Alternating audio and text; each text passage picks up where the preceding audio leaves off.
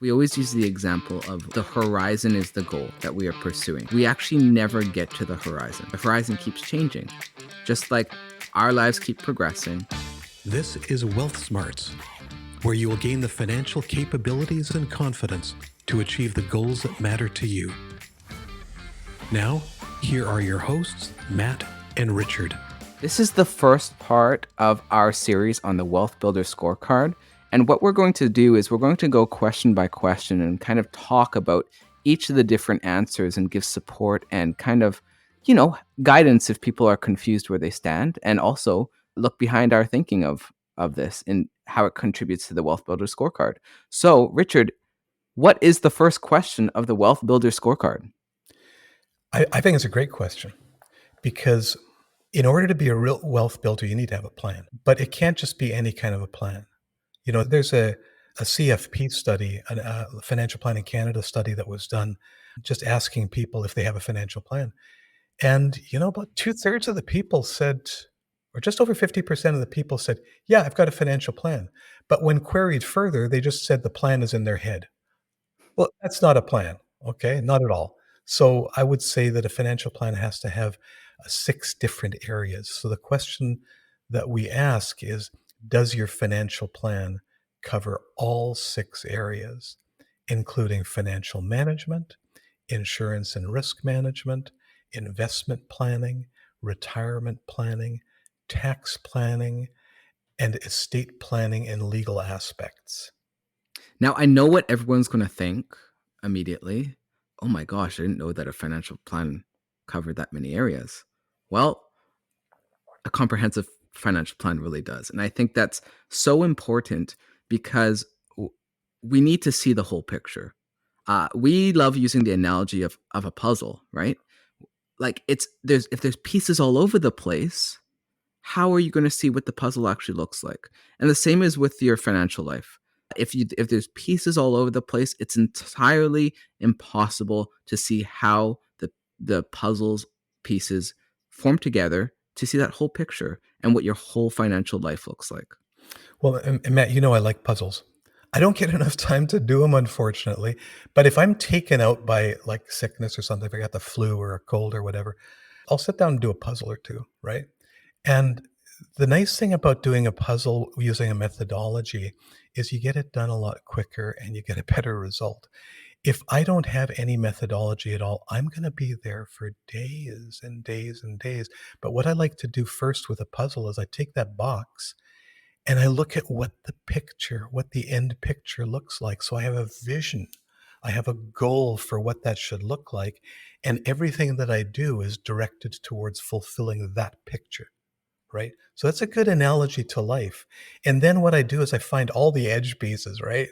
And then put the edge pieces in. And I establish a framework, which is like a plan.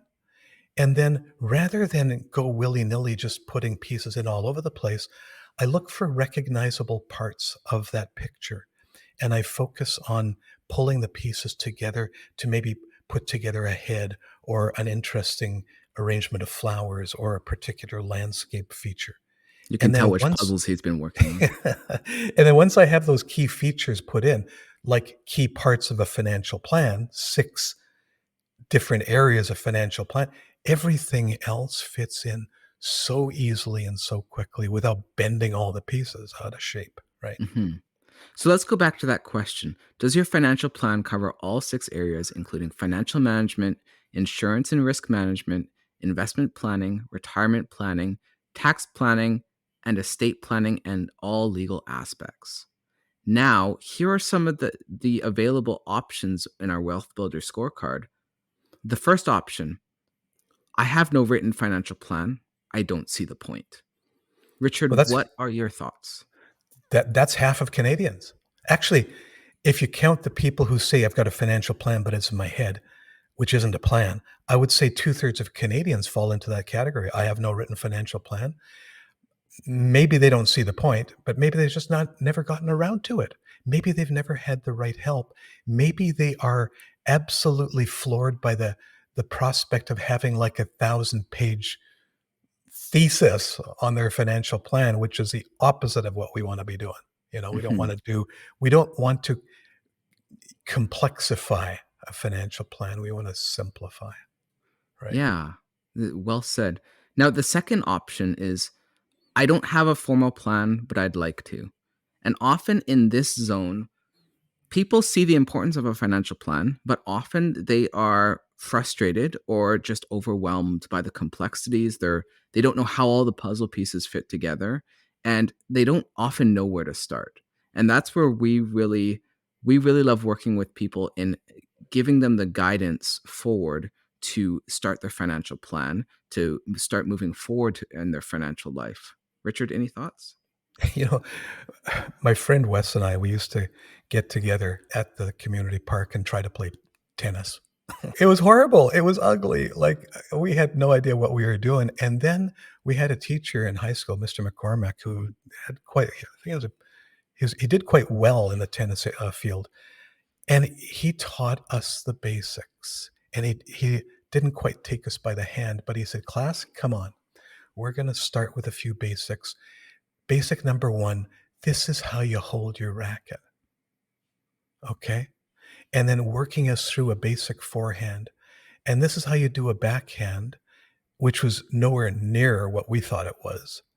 But step by step, he helped us understand each different piece of the tennis puzzle.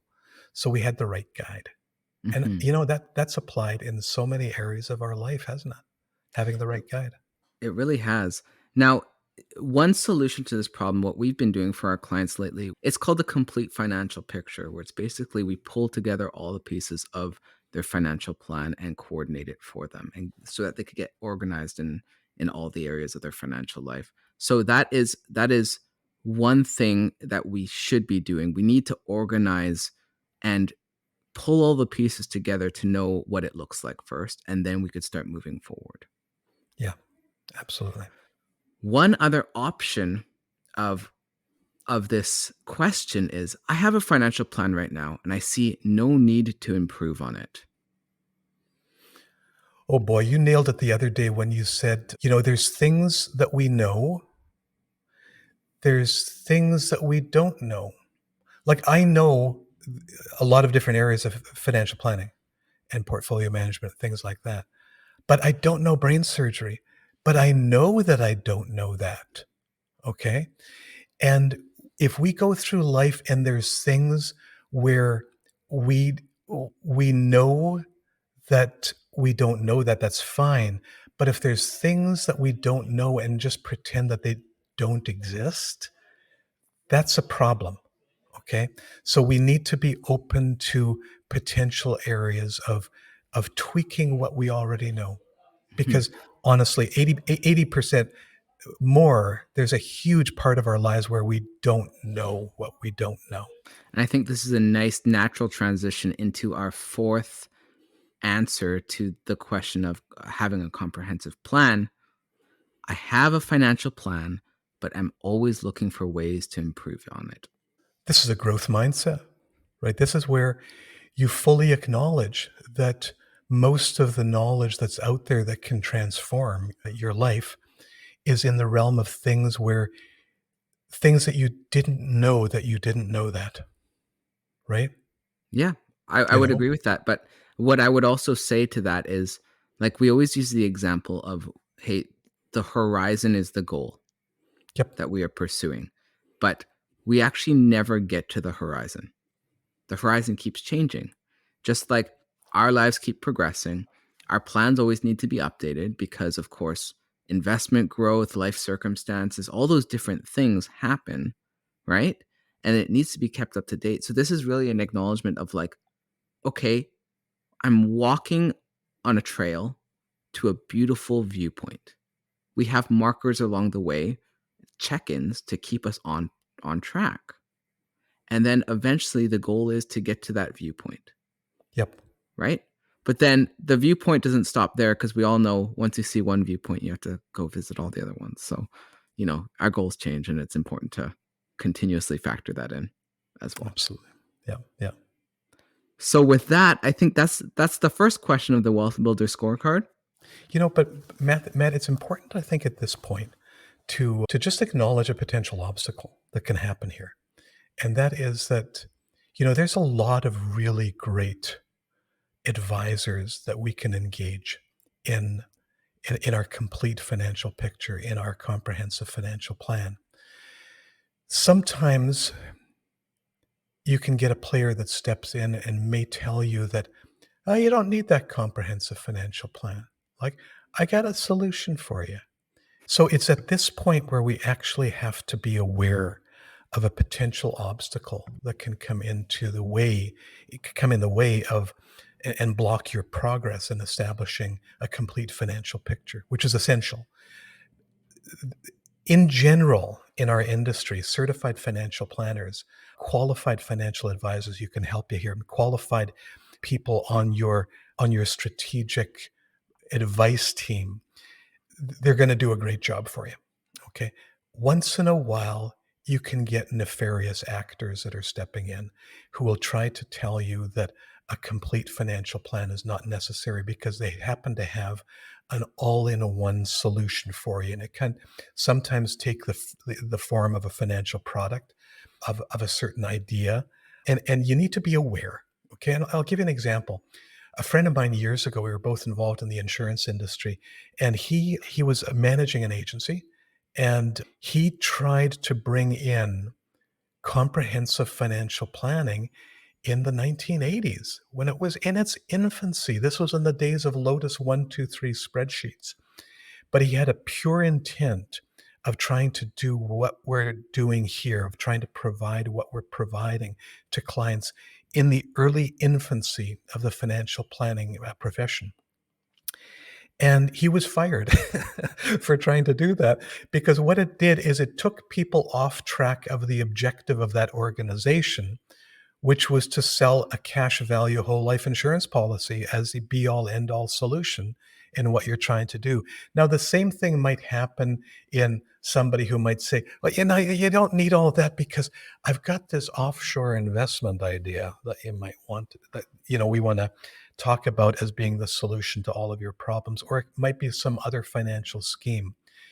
Don't get taken off track by the idea of completing your complete financial picture, of establishing a comprehensive financial plan. There will be a lot of obstacles in your way, but if you follow a sound intellectual framework, a process for going through this, it can transform your life.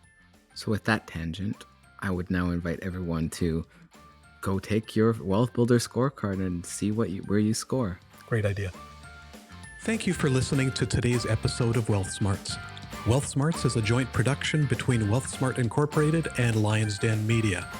Be sure to check the show notes on our website for more information and resources. If you enjoyed this episode or found it valuable, consider joining the Wealth Smarts community by subscribing and leaving us a review. Your support helps us make more valuable content and reach more listeners like you. See you in 2 weeks.